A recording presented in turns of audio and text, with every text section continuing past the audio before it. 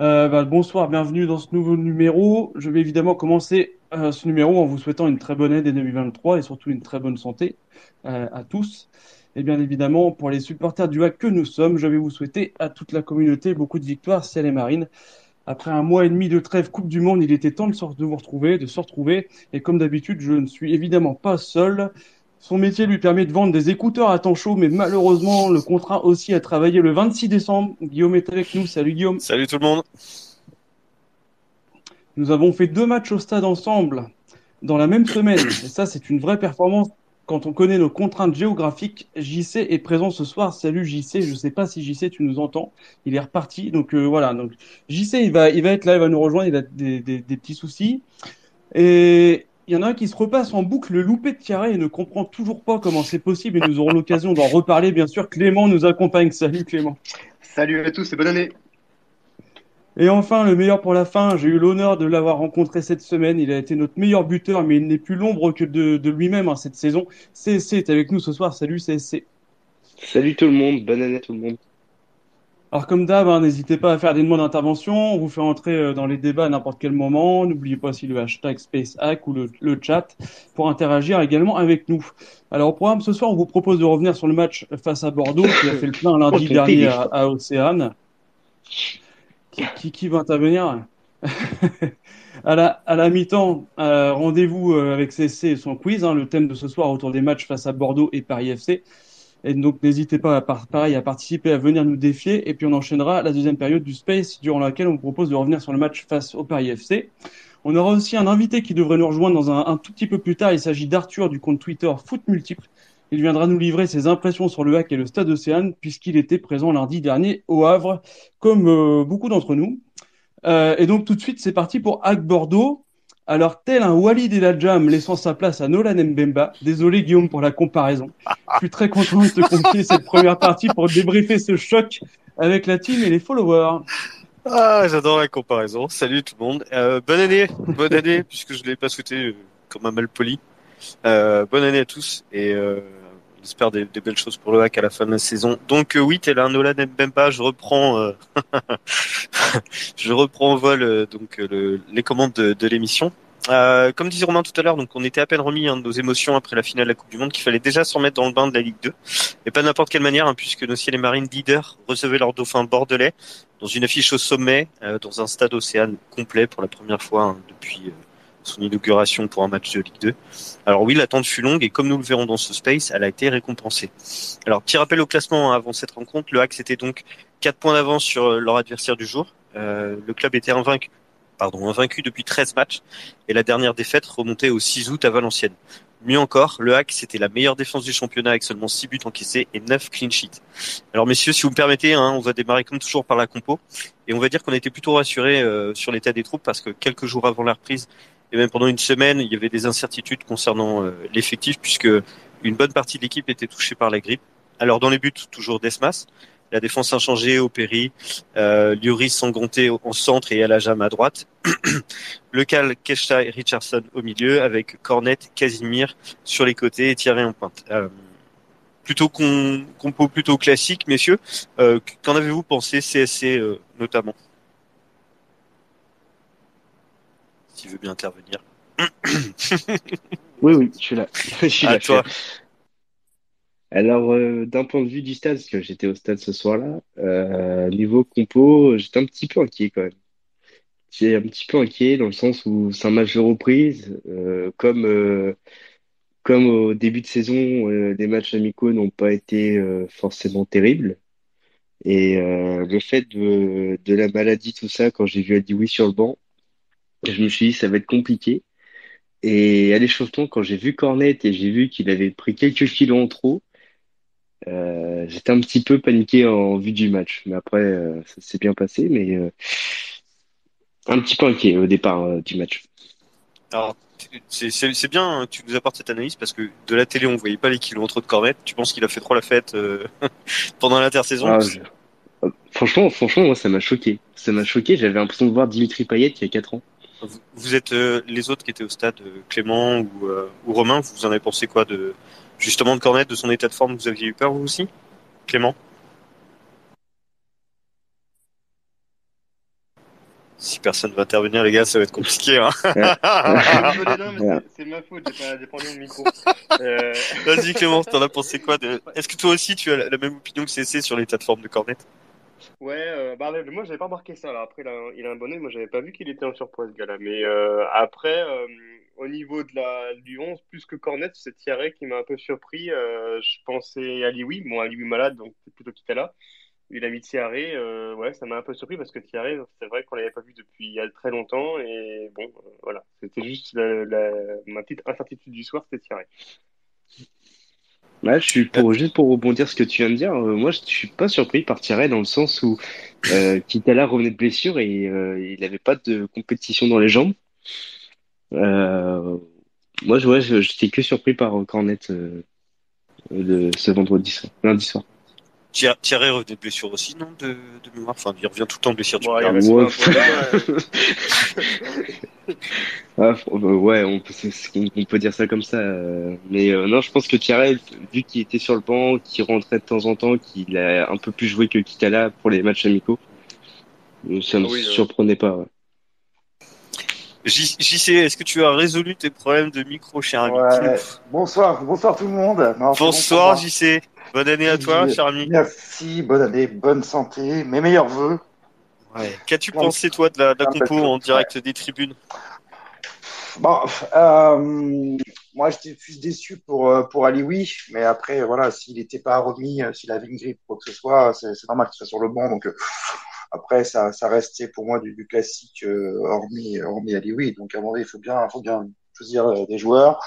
Ça devait se jouer, je pense, pour l'attaquant entre Thiaré et Kitala, et je pense que c'est normal que ce soit Thiaré qui soit titulaire. Kitala était blessé depuis octobre, même si Thiaré, effectivement, lui, il alterne les maladies et les blessures, mais quand il est dispo, bah, il joue, et donc non, moi, ça me semblait cohérent. Et toi, coach, qu'as-tu pensé de cette compo? Coach ou capitaine? Euh, T'as les deux casquettes. euh, non, je dis pas qu'il y ait de la compo, c'est ultra classique. Après ces arrêts, ça permet à des joueurs de revenir comme Thierry. J'étais plus inquiet de la physionomie de la rencontre dans le sens où c'était un match comme un match de reprise du mois d'août, quoi. Enfin, moi, j'assimilais ça à ça. Donc je voulais vraiment plutôt qu'on rentre dans la rencontre pour voir le premier quart d'heure, voir un peu dans quel état d'esprit on était, et si on avait gardé le même état d'esprit, la même envie, le même jeu que ce qu'il y avait avant la coupure. C'était plus ça par rapport à la compo. Et par rapport à ça, justement, je vais rebondir sur ce que tu dis. C'est vrai que le début du match nous a plutôt rassuré, en tout cas, sur l'état d'esprit. Pour moi, inchangé, puisque Le Hack démarrait toujours aussi fort à presser assez haut le porteur du ballon et essayer d'étouffer l'adversaire. Et les premières occasions ne sont pas attendre très longtemps, puisqu'on a assisté au premier but du match dès la 9e minute, signé Richardson sur un excellent centre de Opéry. JC, comment t'as trouvé le but en direct du COP? J'étais pas dans. Oui, non, je suis là. J'étais pas dans le COP, mais j'étais pas loin du COP. Là, dans la tribune latérale, au niveau de la ligne de l'apparition. J'étais pas forcément bien placé, parce que j'ai pris mes places un petit peu au dernier moment, mais c'est comme ça. Donc le but, bah franchement, je l'ai pas bien vu, hein. Faut être clair. Ouais. Alors je dis ça parce que les commentateurs de Being Sport disaient et ont répété plusieurs fois que le ballon qui a été mis dans le but, qu'il y avait une main, hein, clairement, hein, que le ballon avait été mis du bras. Ouais, non, je sais Et pas. donc, Je sais même pas qui donc voilà. voilà, j'ai pas vu du tout. J'ai juste vu que voilà, il y avait une belle action, ça, il y a pas de souci. J'ai quand même vu sur le côté, mais après, si c'était un but du pied, de la tête ou je sais quoi, j'ai vraiment au premier rang, donc juste derrière le petit muret. En tout cas, c'était le début de match idéal, hein, CSC. Ah, totalement, totalement. En plus, bon, c'était un match assez stérile. C'était une des premières occasions à Brest, hein, il me semble. Ah oui, il y avait l'incursion de Thierry juste avant, mais on a concrétisé un temps fort. Après, moi, du stade, j'ai vu que j'étais sûr d'avoir vu une boulette de Poussin qui a essayé d'anticiper ce centre, mais moi, j'ai bien senti, je l'ai bien senti ce match après ce but rapidement. Parce qu'en plus, Bordeaux jouait avec l'intention de faire un nul au Stade Océane. Donc, ouais, le fait d'avoir déverrouillé la partie aussi rapidement, ça a été une bonne chose. Ça marche, Je Romain. je vous arrête, Guillaume, ouais, parce il y a J'allais Arthur qui nous transmettre le flambeau, a, ouais. voilà. Il y a Arthur qui nous a rejoint. Bonsoir. Alors, il faut qu'on le fasse entrer en tant qu'intervenant, d'ailleurs. C'est fait, si tu nous entends, Arthur, du compte Foot Multiple, comme vous le voyez dans le Space, qui était présent aussi lundi soir à Océane pour couvrir le match via son compte et sur Twitter. Bonsoir Arthur. Salut les gars, merci beaucoup pour l'invitation. Salut Merci Arthur. de ta présence. Bienvenue. Merci beaucoup.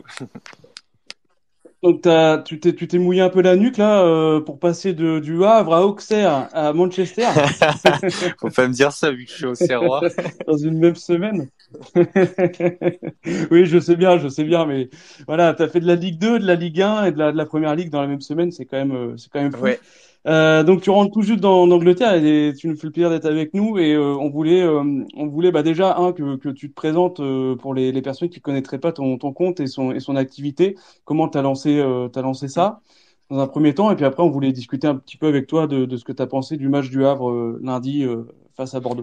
Ouais, du coup pour ce qui est de mon compte, donc moi Foot Multiple, j'avais lancé ça il y a 2 ans et demi pendant le tout premier confinement, et donc en fait depuis l'idée c'est un petit peu de partager ma passion autour des stades principalement, autour de l'aventure que je vis. Donc quand j'ai créé ça, je suis parti un petit peu de zéro et j'avais commencé par le foot amateur et puis au fur et à mesure des mois et du travail qui a été fait, les portes se sont ouvertes petit à petit et donc je vis un peu mon rêve à travers les stades en couvrant des rencontres et en partageant moi la manière dont je vis ça, le fait que par exemple le Havre, j'y y allais avant de créer Foot Multiple en tant que spectateur parce que je suis normand, alors de Rouen mais mais voilà, et maintenant du coup j'ai l'occasion d'y aller grâce à Foot Multiple et ce que j'ai créé, en couvrant la rencontre, en ayant accès au bord du terrain, etc. Donc voilà, je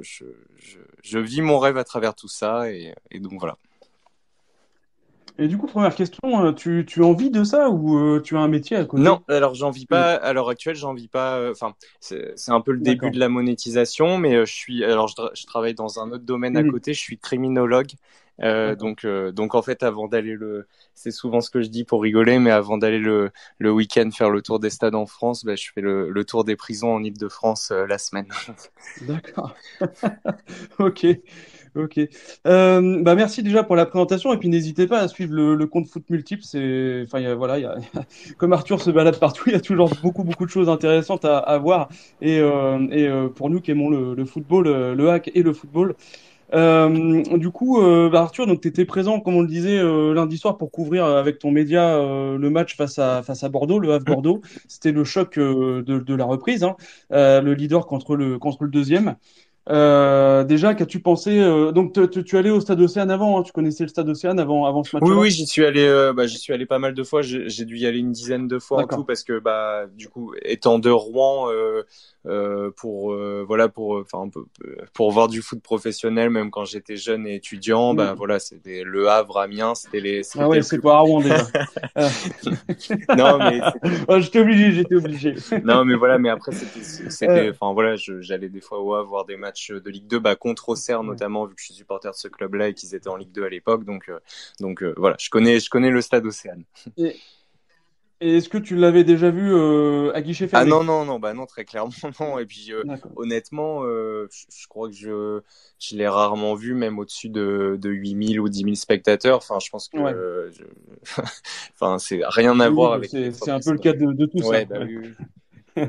Bien sûr. Qu'as-tu pensé du coup déjà si on revient sur l'ambiance et l'engouement autour de cette rencontre? Incroyable. Enfin, de toute manière, il y a pas beaucoup d'autres adjectifs à ressortir. Le fait que ce soit incroyable, que ce soit beau de voir ça. Après, moi, ce que je ressens en tant que personne qui suit un petit peu le foot, qui aime ça et qui qui aime bien suivre l'actualité des clubs et après m'y déplacer, bah c'est vrai que enfin ce qu'on ressent c'est une attente et un engouement qui est assez qui est forcément très important même par rapport à l'attente qu'il y a depuis 10 ans de stagner en Ligue 2, d'être souvent très souvent déçu du fait que parfois Le Havre démarrait très bien sa saison, que les supporters certainement les voyaient déjà en Ligue 1 à la fin de la saison et au final pour une grande déception.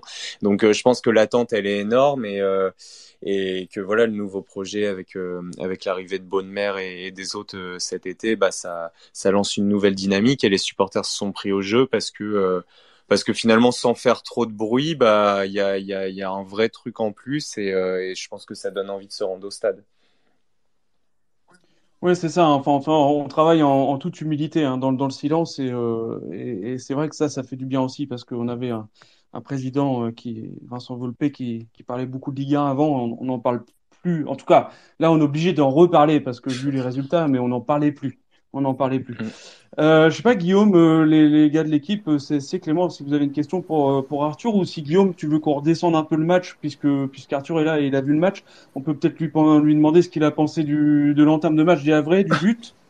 Déjà, Arthur. Ouais, pas de souci. Déjà, Arthur, je voulais te féliciter hein, pour ton travail parce que je te suis depuis un petit moment Bah merci beaucoup. et j'adore ce que tu fais et ce qui est devenu Foot Multiple, c'est quand même énorme. Donc, franchement, de nous faire partager ta passion et que ça de cette manière, c'est vraiment excellent. Donc, si vous connaissez pas la page d'Arthur, foncez la suivre et vous n'allez pas le Bah c'est regretter. gentil, merci beaucoup Guillaume. Du coup, oui, on parlait du but de la première mi-temps hein, juste avant que tu arrives. Euh, Juste après le but, on a eu une grosse frayeur 10 minutes après, suite à une récupération de balle bordelaise. Badji vient tromper Arthur Desmas, mais heureusement pour nous, le but a été refusé pour un hors-jeu. Sinon, très peu d'occasions à se mettre sous la dent jusqu'à la mi-temps. Les deux équipes se neutralisent souvent au milieu de terrain. On a vraiment, voilà, c'était assez serré, mais pas d'occasion chaude à nous raconter. Arthur, du coup, comment t'as trouvé cette première mi-temps globalement, pas forcément du côté du Havre, mais globalement, comment tu as trouvé cette mi-temps? Bah je pense que de toute façon t'as plutôt bien résumé, c'est-à-dire que c'était je suis pas sûr qu'il y ait eu une équipe qui ait eu réellement un ascendant sur l'autre. Il y a eu très peu d'occasions, mais enfin, je pense et de la manière que je vois, enfin, comment je vois ça de l'extérieur, c'est que le Havre euh, a été plus, comment dire, plus tranchant. Enfin, en tout cas, a su faire preuve d'efficacité. Et c'est peut-être justement ce qui manquait sur certaines de vos saisons dernièrement où vous lâchiez peut-être des points bêtes. Et enfin, c'est ce que j'ai ressenti en tout cas, c'est que je me suis dit bon bah ça se sent que c'est une équipe en confiance qui est sûre d'elle à la fois défensivement parce qu'elle se fait peu inquiéter et même quand elle a pas vraiment énormément d'occasions, et ben elle arrive à piquer finalement en marquant. Donc voilà. Mais après, enfin globalement, je pense que tout le monde était d'accord là-dessus. C'était que l'ambiance était extraordinaire, mais que le match en tant que tel, même sur les 90 minutes, voilà, c'était pas extraordinaire non plus ce qu'on a vu. Donc c'était assez fermé, on va dire, comme rencontre. Donc voilà. Enfin, en tout cas, moi, c'est comme ça que je l'ai vu. Ouais, Ok. je pense que t'as tout à fait raison, hein, Arthur. En plus, c'était un match de reprise, donc Ouais. c'est pas évident. Et même pour que ce soit pour l'OL, c'est surtout pour Bordeaux, que pareil, qui a fait une très mauvaise dynamique en match amical.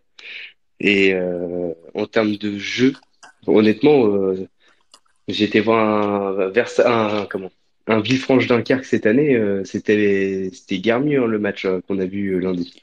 Ah oui, enfin, je pense que c'était pas un grand match de foot. Bah, de toute façon, c'est ce que enfin, parce que du coup, j'ai eu la chance d'aller à la conférence de presse enfin, après, et c'est ce que les deux ont dit, c'est que voilà, c'était pas un grand match de football, globalement, quoi.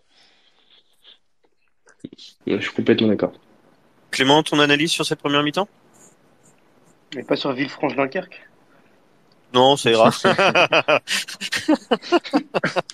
Non, moi j'ai vu Grandville-Chartres, très beau match aussi de National 2. Non, euh, franchement, après, ce qui change par rapport aux années précédentes, c'est qu'on a beaucoup plus de vis dans le jeu en fait. Je sais pas si vous vous rappelez, mais avec que ce soit sous le Guen ou sous Tanchot, ce qui nous manquait vraiment, c'était vraiment, tu vois, quand tu avais pris un but, bah, tu reculais.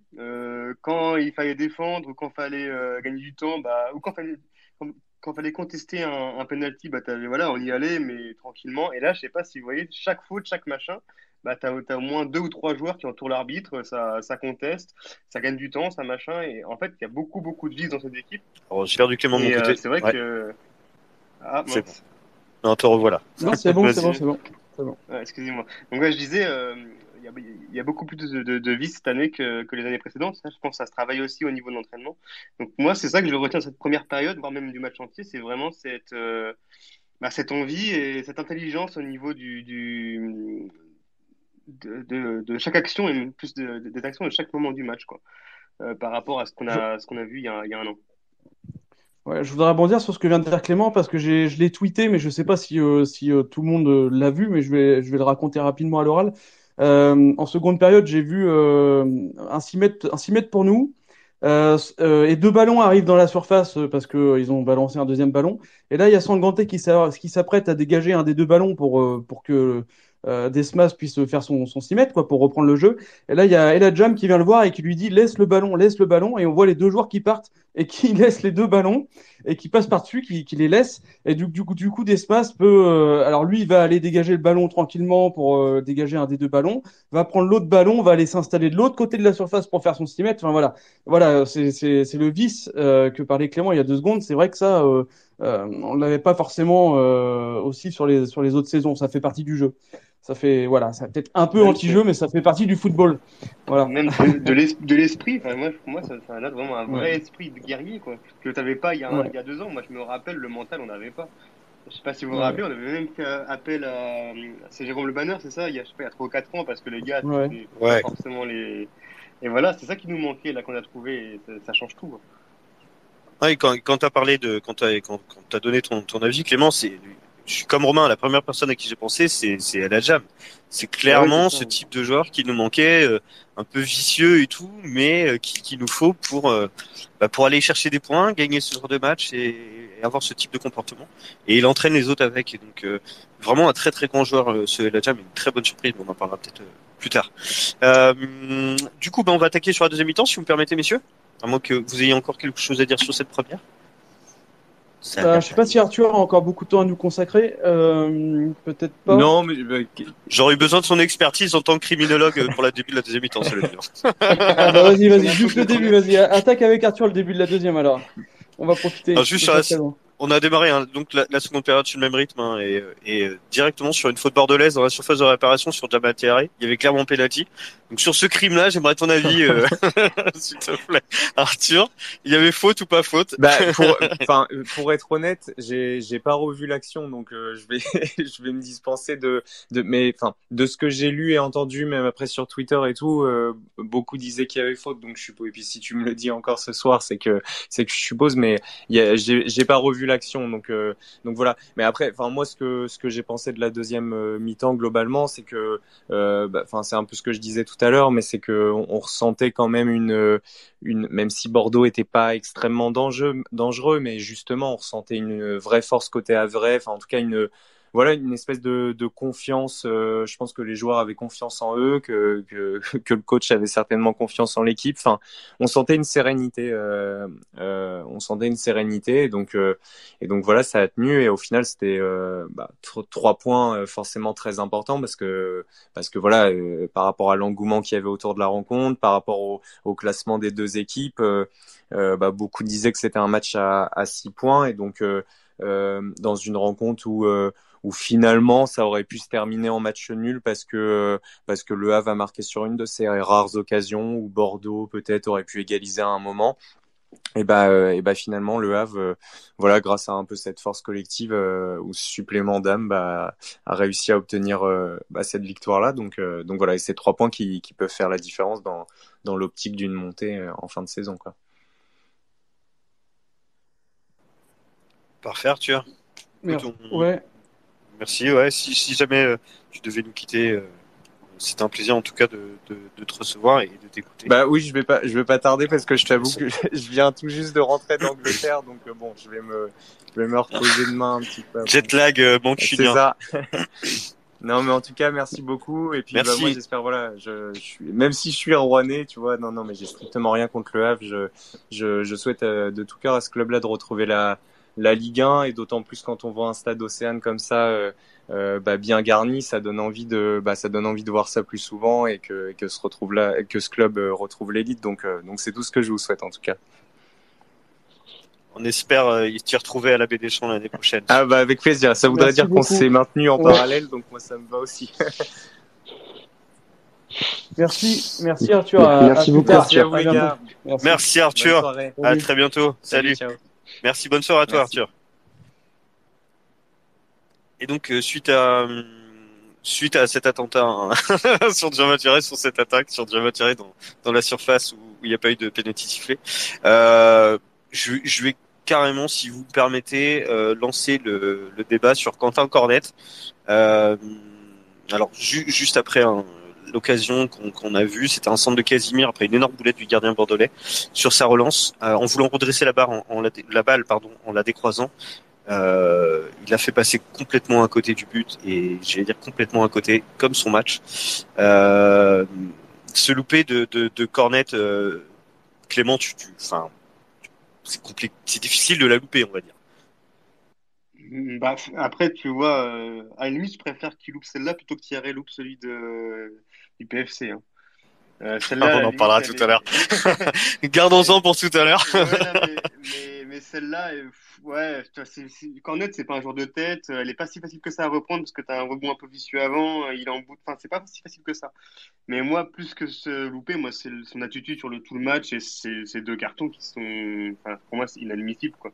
Quand tu joues le leader et que tu te prends un premier carton jaune parce que tu joues au volley et le deuxième parce que tu mets une semelle qui a rien à faire ici, je trouve que son match entier, d'un point de vue strictement au niveau de son mental et au niveau de son implication, il est à chier, quoi. Et ça, normalement, quand t'es joueur pro, t'as pas le droit, tu peux pas faire ça, quoi. Surtout quand tu joues contre Bordeaux. Après, quand tu mènes 3-0 contre Niort ou contre Rodez, pourquoi pas. Mais là, contre Bordeaux à domicile, peut-être le match le plus important de ta saison, tu peux pas faire des actions comme ça, c'est pas possible. Et en fait, ce gars-là, pour moi, voilà, je suis désolé, mais je vais redire un petit peu ce que j'avais dit il y a un an, plus ou moins à l'époque. Ce gars-là a pas la mentalité, a pas et aura pas la mentalité d'un joueur de foot professionnel. Je pense que c'est pour ça. Pourtant, c'est un mec qui a du potentiel, mais je pense que malheureusement, il réussira jamais à concrétiser tout son potentiel. C'est quelqu'un que j'ai beaucoup défendu, hein, Quentin Cornet, que j'aime beaucoup, et pour ma part, et ce qu'il a fait pendant ce match. Déjà, rappelez, le carton rouge, il l'a eu suite à deux cartons jaunes. Le premier avec une main volontaire, complètement volontaire et totalement stupide, n'ayons pas peur des mots. Et la deuxième sur une semelle sur le joueur bordelais. Enfin, on a l'impression qu'il voulait pas rester sur le terrain, et il dénote complètement du reste de l'équipe qui était combative et solidaire, et lui complètement à part. Donc peut-être avec ses kilos en trop, je ne sais pas, mais j'ai l'impression qu'il n'était pas dans l'équipe, il n'était pas dans le mood. Je sais pas ce que tu en as pensé, toi, Romain. Ouais, c'est tout à fait ça. Bon, après, comme l'a dit Clément, si on ramène ça par rapport à l'enjeu de ce match, euh, de base, c'est débile ce qu'il fait, mais et c'est encore ça multiplie la débilité de le faire sur ce match-là. C'était pas sur ce match-là qu'il fallait faire ça. Euh, c'est dommage. J'en parlais avec François Manoury vendredi matin. Euh, c'est vrai que peut-être qu'il trouve pas sa place dans le système de jeu de Elsner, en fait, parce que Quentin Cornet, il a besoin d'aller provoquer, il a besoin d'accélérer dès qu'il a le ballon. Et là, on est plus dans une conservation de balle, donc c'est compliqué pour lui. Il a déjà fait une première saison compliquée, on l'a retenu parce que il y a un vrai potentiel chez ce joueur. Tout le monde le voit, mais il enchaîne une deuxième saison. Pas forcément meilleur. Alors après, forcément, il y a les résultats collectifs, mais lui, c'est vrai qu'il semble un peu à côté du collectif. Ouais. Ouais, si je peux intervenir. Oui, vas-y, j'allais te donner la parole, justement, vas-y. Ouais. Quentin Cornet, il est vraiment très très habile au niveau des CPA. Il a clairement le niveau au niveau des coups de pied arrêtés, au niveau des corners, des coups francs. On l'a vu l'année dernière. Mais dans le jeu, c'est très compliqué. On sent qu'il veut prendre le ballon, qu'il veut le porter, qu'il veut faire la différence, mais il n'est pas en capacité de le faire. Et il arrive à plusieurs reprises à faire des coups de pied, à faire des passes décisives. On le voit, il a fait plusieurs fois des passes décisives. Je crois qu'il en a fait 6 l'année dernière. 6 buts, 6 passes décisives. Mais après, dans la construction du jeu, il est clairement en difficulté. Et la réaction qu'il a eue pendant le match contre Bordeaux, c'était clairement un aveu de faiblesse, quoi. Il était en grosse difficulté. La main qu'il a faite, et le second carton jaune, on sentait quelqu'un qui était perdu. Donc, mais bon, après, j'ai pas envie non plus de tirer sur l'ambulance, quoi. Enfin, bon, c'est quelqu'un qui nous a quand même, l'année dernière, été très utile. Il nous a permis d'espérer en début de saison quelque chose. Après, voilà, il a participé activement à une saison qui était pas géniale, mais qui nous a quand même permis de pas être en grosse difficulté l'année dernière Ouais. et Je de rester en suis Ligue 2. d'accord, t'as bien fait de rappeler les 6 buts et les 6 passes dans la médiocrité, il était bien l'année dernière. Enfin, il était bien. Dans le sens, il finit quand même avec 6 buts et 6 passes dans la médiocrité. Ouais, Voilà. ouais, voilà, Collectif. Voilà. exactement. Voilà, c'est ça.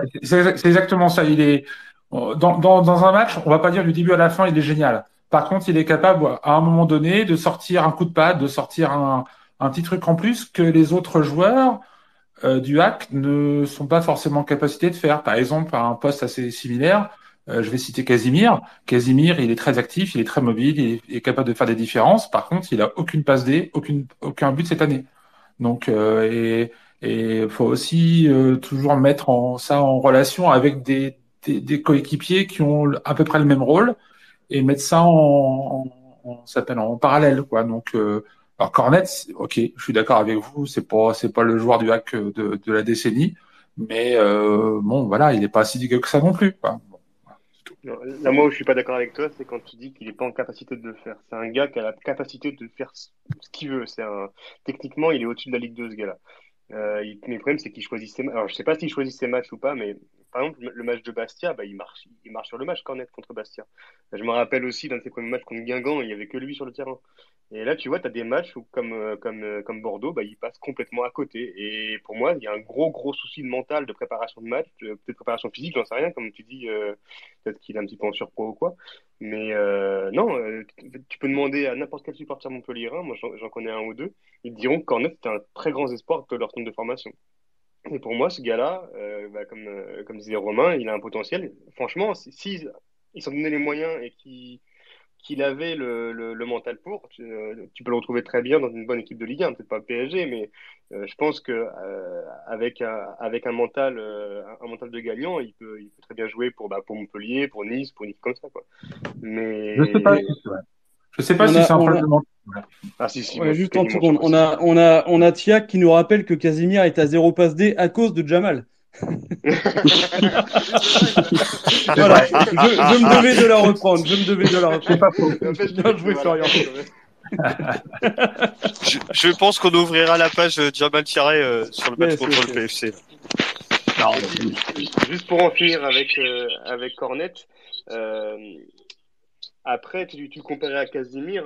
Bon, Casimir, après, il a aussi les de la jeunesse. C'est pas, comme tu dis, c'est pas forcément le même jeu. Cornet est beaucoup plus technique, ou Casimir, il joue plus en puissance, en vitesse. Cornet, c'est plus dans la passe, dans le dédoublement. Donc c'est assez compliqué. Cornet a une meilleure patte gauche que Casimir, enfin un meilleur pied que Casimir. Donc c'est pas forcément le même comparé. Je pense pas que Casimir soit là pour marquer des buts, des passes décisives, mais c'est plus peut-être l'avant-dernier ou avant-dernier homme à transpercer les défenses, tu vois. Donc je sais pas si ils ont tu un peu le même peux. poste. Ils ont un peu le même poste tous les deux. Un Ouais, à mais bien gauche, un sûr, à mais droite. je sais pas, t'as plein de joueurs au même poste. Pogba et Kanté, c'est le même poste, mais c'est pas le même style de jeu, tu vois. C'est juste que c'est deux joueurs différents. Il y en a un qui est plus, si tu veux, t'as un ailier puissant et t'as plus un ailier intérieur. Cornet, c'est plus un ailier intérieur un peu technique, quoi. Mais c'est pas le même style de jeu, mais c'est le même poste, je suis d'accord avec toi. Après, le but de ma démonstration, c'était pas de mettre en difficulté d'accuser Casimir. Hein. Casimir est Non, non, ouais. indispensable, clairement. Hein, voilà. Hein. Mais c'était juste de dire, voilà, faut toujours un peu relativiser les performances des joueurs en fonction par rapport aux coéquipiers qui occupent à peu près le même poste. Et donc voilà, c'est tout. Mais j'ai pas envie d'être sévère avec Cornet. Voilà, c'est pas du tout. Je suis pas dans l'affectif. Je suis vraiment parce que Moi, j'ai il a envie d'être sévère avec lui parce que franchement, je te jure. Vous savez ce qu'on va faire? On va trancher. On va passer au coup de cœur et au coup de gueule de ce match contre Bordeaux, puisque finalement, en deuxième mi-temps, hormis une excellente défense average, si c'est pas passé grand chose, on a tenu le coup à 10 contre 11. Ça nous a au moins montré que l'équipe avait du cœur et tenait encore solidement la baraque, même à 10 contre 11. Donc votre coup de cœur, vous coup de gueule, comme à chaque fois sur ce match. On va commencer avec toi, CSC, ton coup de cœur et ton coup de gueule sur le match contre Bordeaux. Alors sur mon coup de cœur, c'est le milieu de terrain qui a été encore une fois de plus extraordinaire, avec un local qui me fait penser un peu justement à Pogba ou un joueur du même style, à gratter des ballons, à bien distribuer, Richardson également. Et je vais rajouter Sanganté, qui a fait un très très bon match avec un très beau sauvetage aussi à la fin. Et en coup de gueule, je vais mettre Cornet, forcément. Évidemment. Mais juste pour refermer la parenthèse sur Cornet, je trouve que il peut faire la différence en Ligue 2, c'est contre certaines équipes, mais dès qu'on commence à affronter des équipes comme Caen, Amiens, Bordeaux, c'est catastrophique. Et malheureusement, il est pas au niveau de ces grands matchs-là. Ça marche. À toi, Clément. Ton coup de cœur et ton coup de gueule sur cette rencontre. Bah, coup de cœur, je vais pas être très très original. Je mettrai Operi parce que j'adore ce joueur et voilà, c'est lui qui délivre la passe D pour Richardson. J'aurais pu mettre notre bien Richardson aussi parce qu'il a fait un très gros match. Ils sont vraiment au-dessus ces deux-là. Et puis en coup de gueule, bah, je me fouille Cornet. Oui, Cornet. Si je pouvais changer, à la limite, je mettrais peut-être l'attaque de Bordeaux que j'ai trouvé vraiment en deçà. Après, bon, c'est pas forcément notre équipe, mais franchement, j'étais un peu déçu parce que Badji, pour moi, T'as le c'était droit, vraiment. ça fait partie des règles du coup de cœur, coup de gueule, t'as le droit Ah de bah ça mettre va alors. tout ce qui est autour du match. Ouais, parce que franchement, si tu comptes le but annulé et puis l'erreur de la Jam, ils ont pas eu 36 000 occasions les mecs et pourtant c'est censé être la meilleure paire d'attaquants de Ligue 2. Moi, j'ai pas vu ça comme ça. Bon, voilà. Choubi, VL, dis-nous tout, ton coup de cœur et ton coup de gueule. Le coup de cœur, il va être global, hein, c'est l'état d'esprit collectif de l'équipe. Hein, c'est du début à la fin, on a senti que l'équipe était concernée, était vraiment motivée par qu'ils avaient la volonté d'aller au bout, de gagner. Enfin, c'est le milieu de terrain, bien évidemment. CSC t'as mis ça en avant, c'est vraiment, enfin, le milieu de terrain est extraordinaire, la défense aussi, l'attaque en plus grosse difficulté, hein, clairement, que ce soit. J'aime beaucoup Cornet, mais là, il a pas été bon du tout. Hein, Thierry est pas bon non plus, mais on sent une force collective et on a l'impression que rien peut nous arriver. On va parler tout à l'heure du match du PFC, mais c'était un peu pareil. Le même sentiment, même si offensivement c'était un peu compliqué. On a toujours cette impression qu'on a toujours la maîtrise, ce petit coup de chance, ce petit truc en plus qui fait que rien ne peut nous arriver. Alors peut-être c'est vrai maintenant, ça changera peut-être d'ici quelques matchs, je l'espère pas, mais pour le moment, c'est ce sentiment de toute puissance entre guillemets qui est assez impressionnant. Voilà. JC, à ton tour. Coup de cœur, Ouais, coup de gueule. ouais, mon coup de cœur, c'est lié en fait, vous savez, l'ambiance qu'il y avait pendant le match et surtout les 5 dernières minutes, les arrêts de jeu où tout le stade était debout. Et je trouvais ça fantastique, génial. Voir Océane comme ça, moi j'ai adoré et on avait vraiment vu un public derrière son équipe et il y avait une telle sérénité que voilà, on savait que rien pouvait nous arriver. Franchement, j'ai trouvé ça génial. Et mon coup de gueule, bah c'est ce qu'on vous avez très bien dit hein, par rapport à Cornet, mais je rajoute juste c'est l'expulsion, donc le deuxième carton jaune, mais surtout juste avant qu'il sorte. Parce qu'il devait sortir et c'est vraiment ça qui est rageant. C'est ça où j'ai du mal à l'admettre. Donc c'est mon coup de gueule. Et toi, capitaine? Coup de cœur, coup de gueule. Alors, mon coup de cœur, c'est le petit facteur chance, parce qu'il en faut aussi quand on vit une saison comme ça. À un moment donné, il faut aussi de la chance, et on en a eu aussi sur le match face à Bordeaux. Et puis mon coup de gueule, c'est l'inverse de JC. C'est l'inverse de son coup de cœur. C'est malgré l'affluence, moi je trouvais qu'il y avait un manque d'ambiance générale, hors COP, hein, bien sûr, on est d'accord là-dessus. Sauf, comme il l'a dit, JC, dans le temps additionnel de la rencontre, mais j'ai trouvé que le stade aurait pu s'enflammer un petit peu plus tôt, surtout quand on a été réduit à 10. Je pense que là, les joueurs auraient bien eu besoin d'un stade derrière eux. Voilà, donc malgré l'affluence, j'ai trouvé que c'était un petit peu trop calme. Je voulais juste relayer le coup de cœur de Tia qui nous dit Sanganté et le coup de gueule, le fumigène sous la bâche dans le COP, mauvaise idée. Voilà. Et puis, il y avait il est déchaîné. Tout à l'heure, il nous a dit le criminologue qu'il condamne Jamal, s'il vous plaît. Voilà. On en reparlera sur le sur le prochain match. Et puis avant de te laisser la main, donc je vais donner mon coup de cœur et mon coup de gueule si vous me le permettez. Mon coup de cœur, moi, c'est l'état d'esprit de l'équipe, comme on a dit tout à l'heure. Ce sentiment de cette confiance que dégage l'équipe. J'ai l'impression qu'il peut rien nous arriver. On a l'impression qu'ils peuvent en prendre un but, c'est pas grave. Ils paniquent pas, ils sont sûrs d'eux. Et ça, c'est quelque chose qu'on a jamais ressenti. On avait plutôt, sur les années précédentes, le sentiment qu'on se faisait dessus et qu'on reculait et qu'on attendait juste de prendre un but. Là, c'est différent. On maîtrise et ça fait plaisir. Et mon coup de gueule, bah, pas original, mais ça va être sur Quentin Cornet. Je vais pas m'étendre là-dessus. Et juste pour Euh, rebondir sur ce que tu viens de dire, déjà, il faudrait prendre des buts. oui, car on enchaîne un 10e clean sheet, hein, faut le dire. Oui, c'est vrai qu'à la suite de ce match, un 10e clean sheet de Desmas grâce à cette défense de fer. Et puis, un Arthur Desmas qui répond présent quand il est sollicité, même s'il n'est pas souvent sollicité, il est toujours là quand il faut. Donc voilà. Capitaine, à toi de prendre la main. Je te redonne le brassard de Mbemba. J'en ai pris soin. Alors j'essaye de le reprendre en réactivant le micro, c'était difficile. C'est même pas moi qui va reprendre la main, c'est CSC avec son quiz puisqu'on est à la mi-temps de l'émission. Est-ce que désolé, j'ai plus ton prénom VL Choubi. Vivian. Vivien. Vivien, pardon. Vivien, est-ce que tu veux participer au quiz? Avec plaisir. Allez, super. Et en face, on met qui alors? C'est toi qui choisis. Allez, je te laisse Bah la main. écoute, on va mettre Clément pour changer un petit peu. Allez, c'est pas mal. Ouais, c'est pas mal. Du coup, donc on va commencer avec le quiz. Vivien, pardon, je vais te demander, tu vas choisir entre 1 et 10, 5 chiffres entre 1 et 10. Allez, 8. Ok.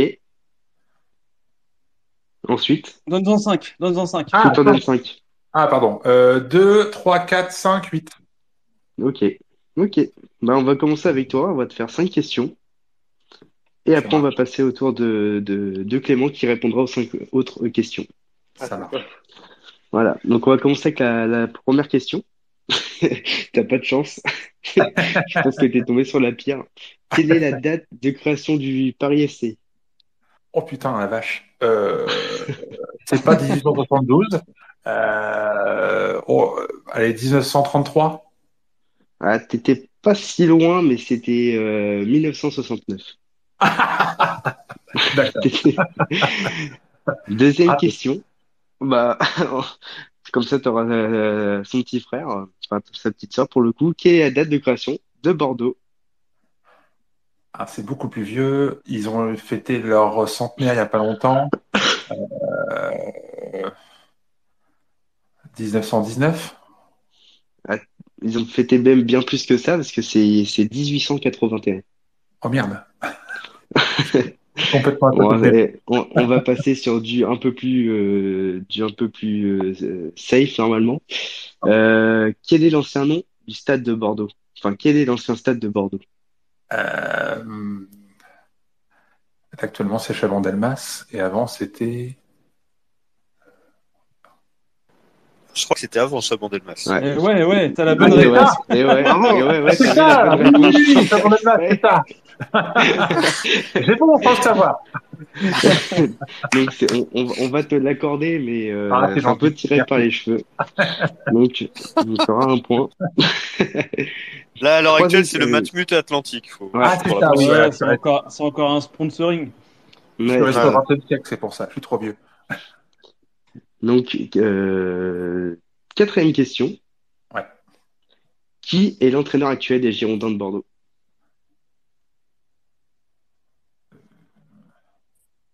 David Guillon.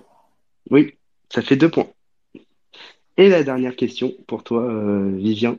Qui est le joueur le plus âgé actuellement en Ligue 2, évoluant actuellement au Paris FC?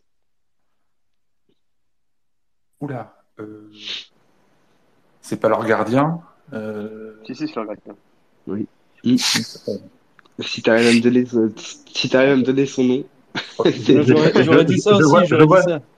Je vois ça. Allez, je peux l'aider. Allez. Ouais, de Marconnet. Voilà. Oui, c'est ça. Vincent de Marconnet, 39 ans. On peut l'applaudir. Ça fera 39 ans. 30 points. Ouais, 39 ans. il fait encore et il est très bon, hein. Moi, je le trouve très bon. J'ai toujours trouvé très Ah bon, ce bah, gars-là. franchement, 39 ans. pour, Ouais, franchement, ouais, pas pour chapeau. critiquer les personnes âgées, mais 39 ans actuellement en Ligue 2, franchement, c'est très fort ce qu'il fait. Les personnes âgées, non mais. Je te rappelle que j'ai actuellement 39 ans et je le prends pas très bien. Et moi, j'en ai même plus. Allez, à Clément. Allez, Ça fait combien pour Vivien? Ça fait combien du coup? Ça fait 3 sur 5, 3 si je me trompe pas. Ah, pas mal, c'est pas mal. sur 5 pour Vivien. Maintenant, Clément, à toi. Alors, on va te laisser la cinquième question de côté parce que ça fait un petit joker. Clément, première question. Quel joueur s'est révélé au Hervé Bunier. Non, quel joueur excuse-moi. qui s'est révélé au FC Sion, qui a marqué pour l'OAC en Coupe de France au Matmut Atlantique?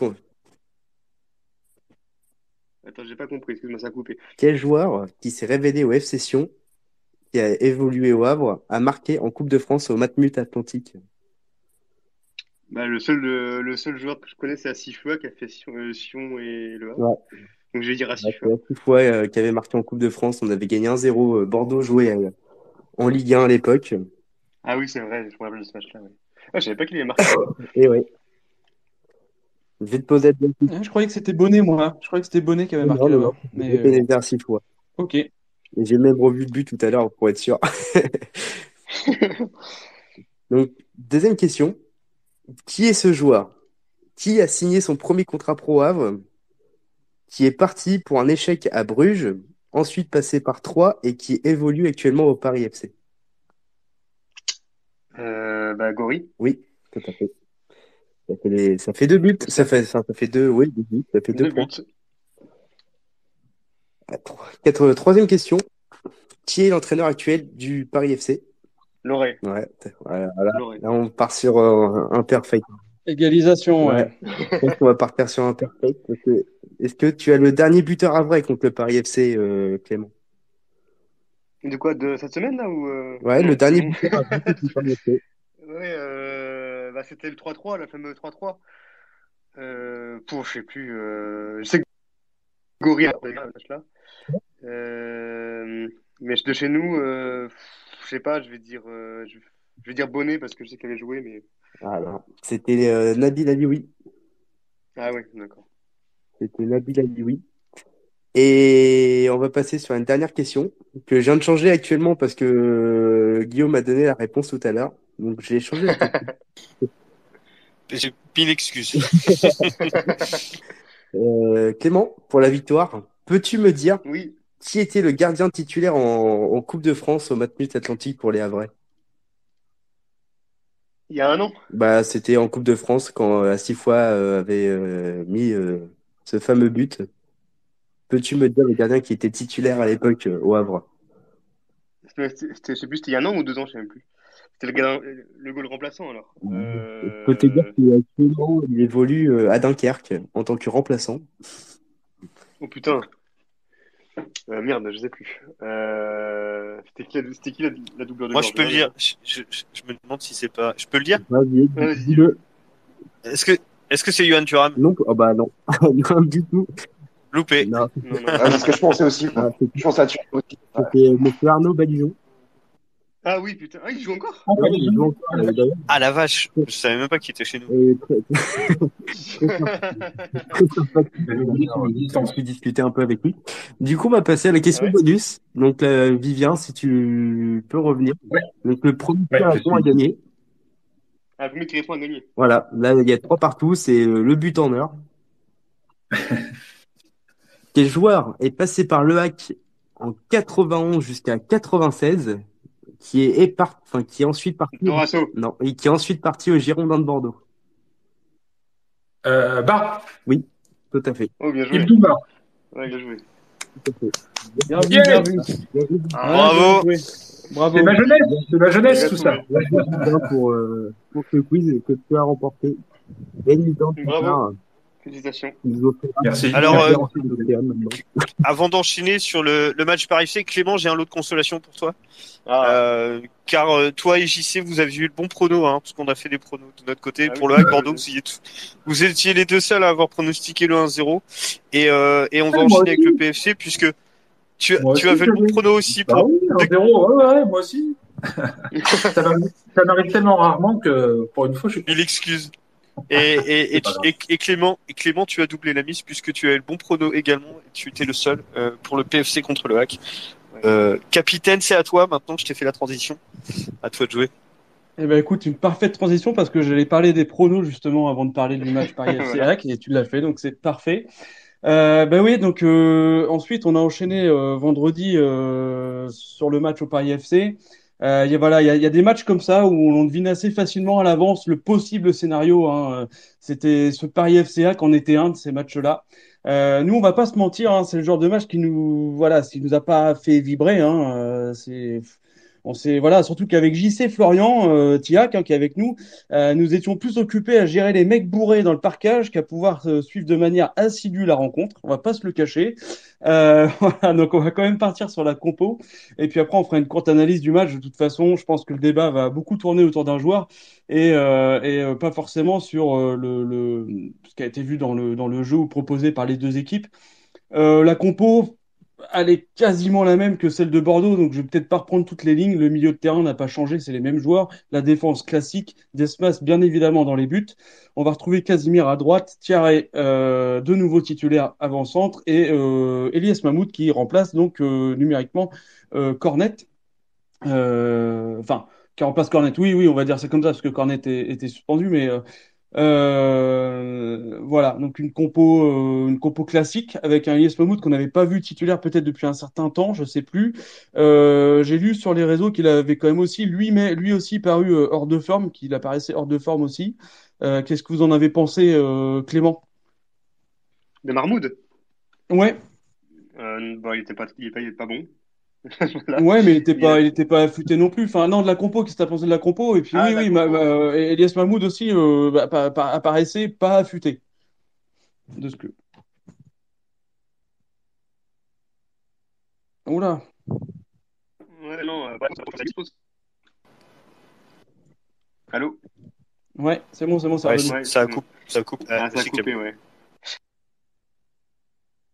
Oui, non, je disais parce que je crois qu'Alioui aussi était à moitié malade. Donc, du coup, il y a peut-être grand monde à mettre à gauche.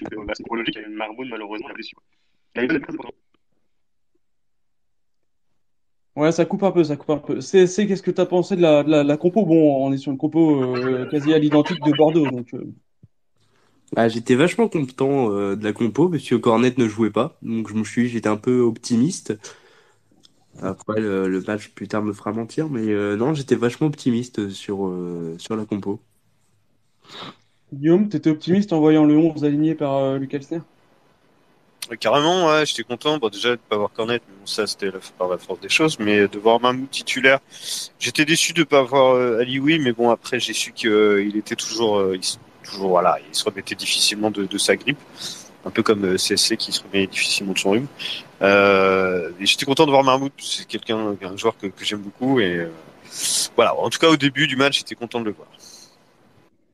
Et je disais, entre la gestion de deux mecs qui nous passaient devant dans la tribune, est-ce qu'on a eu le temps quand même de s'attarder un Ouais. peu sur cette compo quand même? On en a quand même discuté. Oui, ouais, c'est clair. Bon, vous savez, moi, du moment que je vois cette même défense et ce même milieu de terrain, après, je veux dire, peu importe qui joue, on a cette base-là. Donc après, forcément, ça va tourner sur les joueurs offensifs. C'est juste dommage par rapport à Louis, mais c'est comme Bordeaux, s'il est encore en forme ou encore un petit peu sous un état grippal, voilà, on va pas le faire jouer. Donc ça se comprend. Voilà. Mais voilà, surtout, le plus important pour moi, c'est la défense et le milieu de terrain. Après, c'est pas un souci.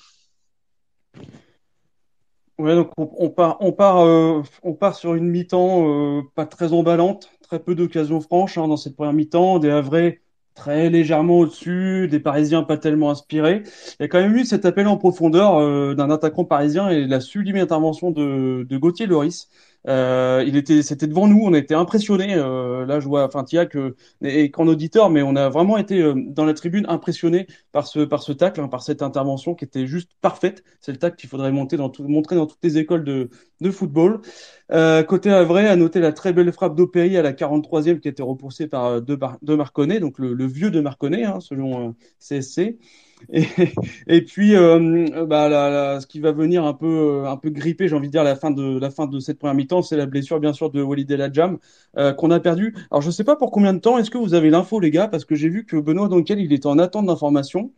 Hier, j'ai lu ça. Aujourd'hui, j'ai pas forcément trop regardé. Est-ce qu'on a l'info de pour combien de temps on a perdu Walid ou qu'est-ce qu'il a exactement? Moi, je l'ai pas vu passer.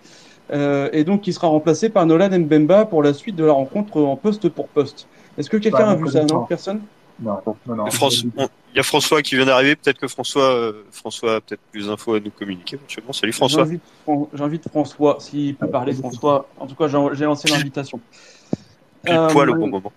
Non, mais j'ai posé la question hier à Benoît et il m'a répondu qu'il attendait une réponse. Mais dans l'interview d'Elsner, à la fin, il a indiqué qu'il avait planté le pied par terre, donc et que c'était pas fameux. Mais on n'en sait pas beaucoup plus. Hein. Qu'est-ce que ça peut signifier derrière? Je sais pas trop. Mais il avait pas l'air super optimiste quand même. Mais voilà. Du coup, on va revenir vraiment pas longtemps sur cette première mi-temps parce que je pense qu'il y a vraiment pas grand-chose à dire, sauf si vous avez des choses que j'aurais pas vues au stade ou qu'on n'aurait pas vues avec JC. Clément, qu'est-ce que tu as pensé de cette première mi-temps? Bon. Bah, c'est assez insipide. C'est vrai que je me disais, ils vont se réveiller en deuxième. J'étais un peu déçu par l'animation offensive. Bon, Thierry, après, il se bouge pas mal, mais Marmout sur son côté gauche, Casimir sur son côté droit, j'ai pas trouvé ça super. Le milieu, par contre, toujours au top, que ce soit Keshta, c'est le seul plus ou moins à tenter offensivement. Richardson et Lecal, toujours bouillant.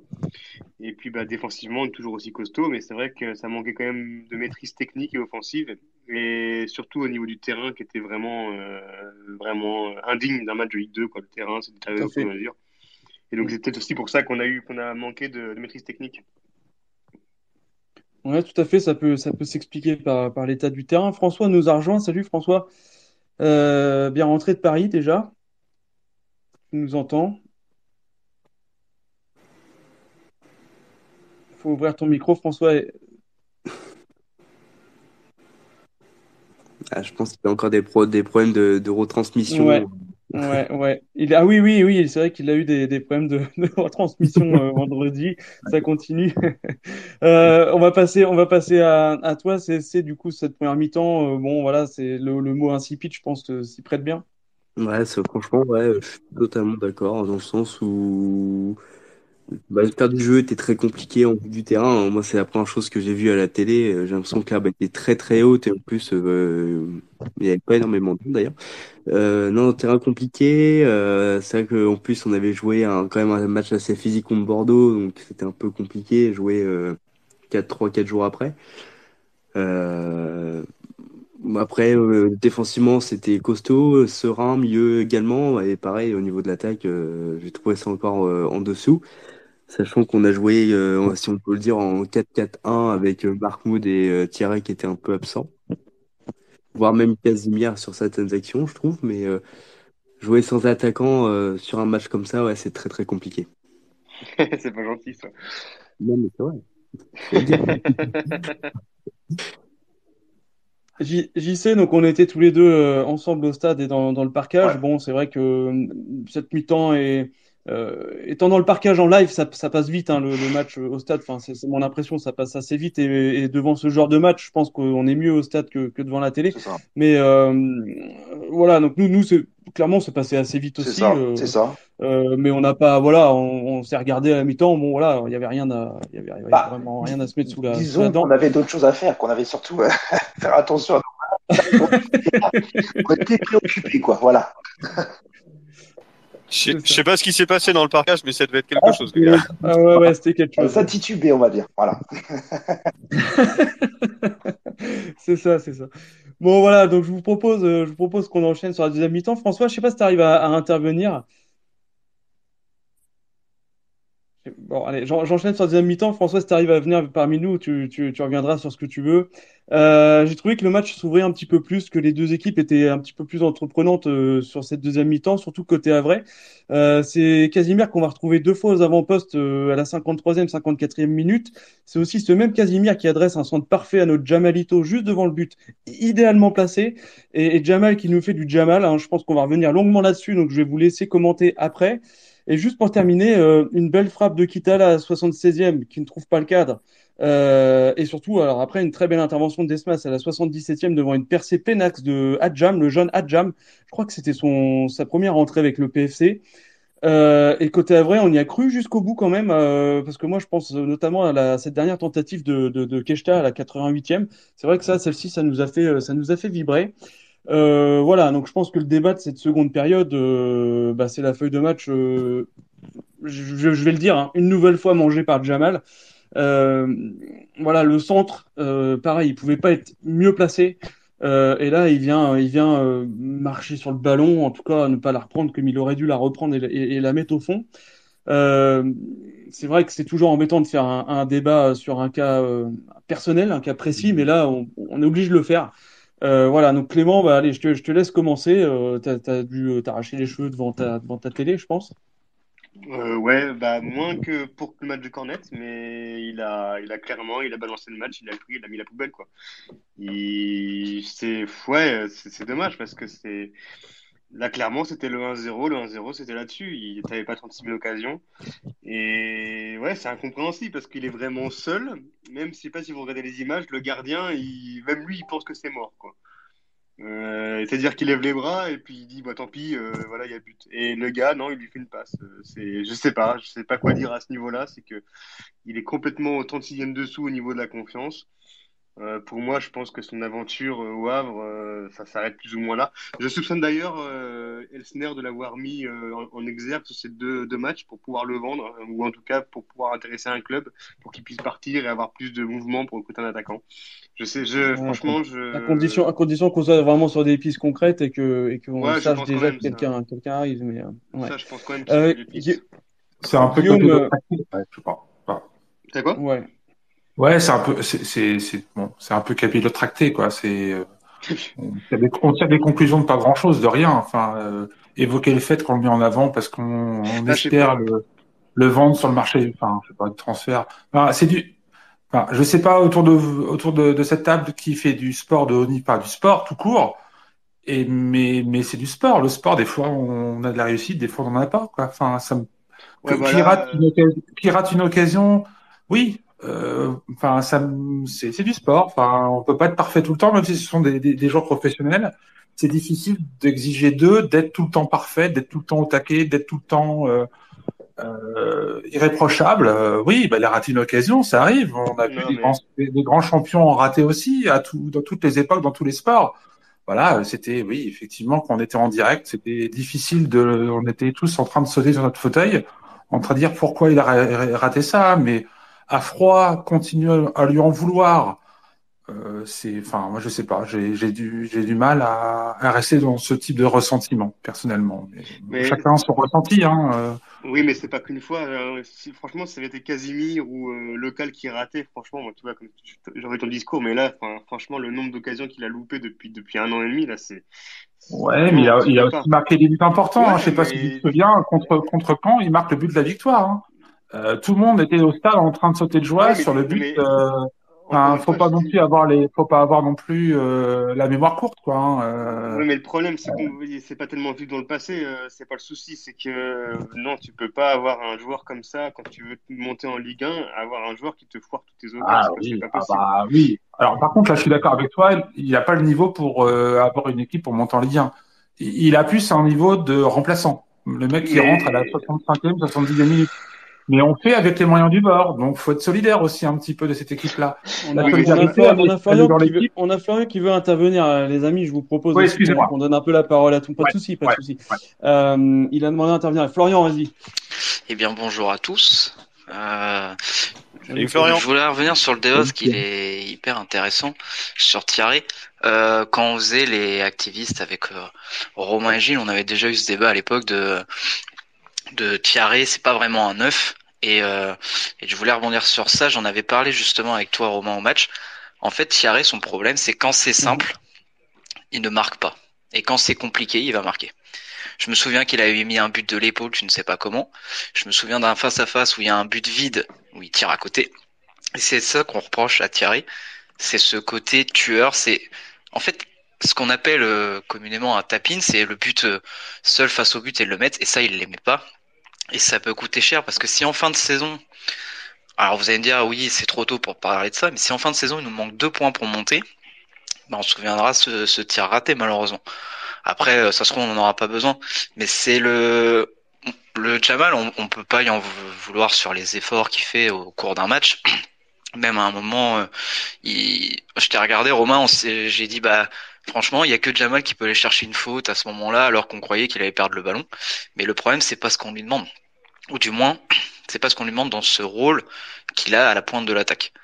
Donc, c'est pour ça que tout le monde demande à avoir un 9 et que malheureusement j'ai l'impression qu'Elsner essaye toutes les solutions, Kitala, il essaye aussi Thierry, il essaye aussi Alioui en 9 et que pour l'instant il n'y a pas la solution miracle, en tout cas dans ce qu'il cherche.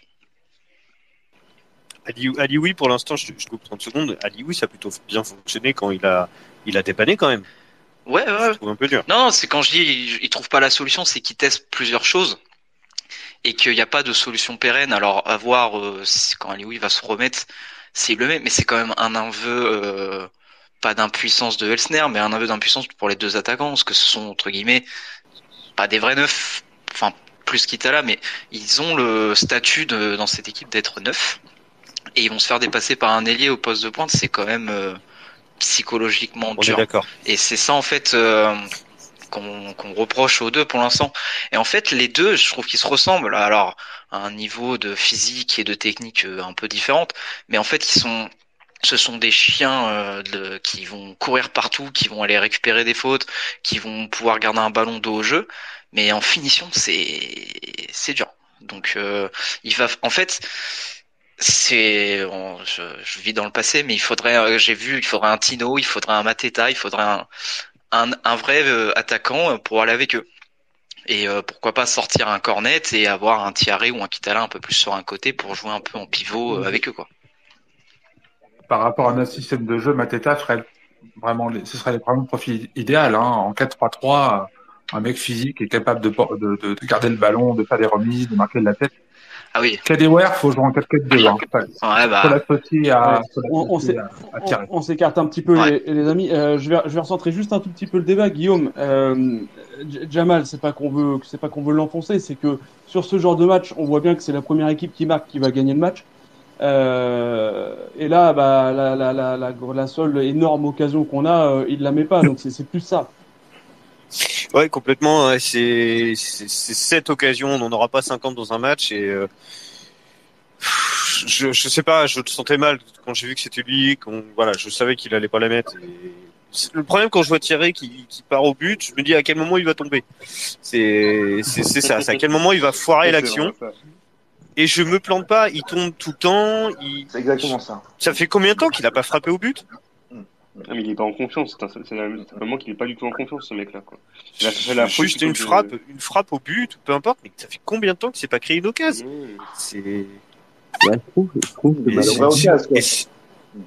et c'est notre neuf, c'est notre attaquant. Depuis deux matchs. On est premier. Depuis deux matchs.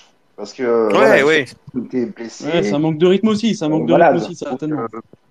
Le vrai neuf qu'on a aujourd'hui, c'est Kitala. C'est lui qui était parti pour être titulaire depuis août.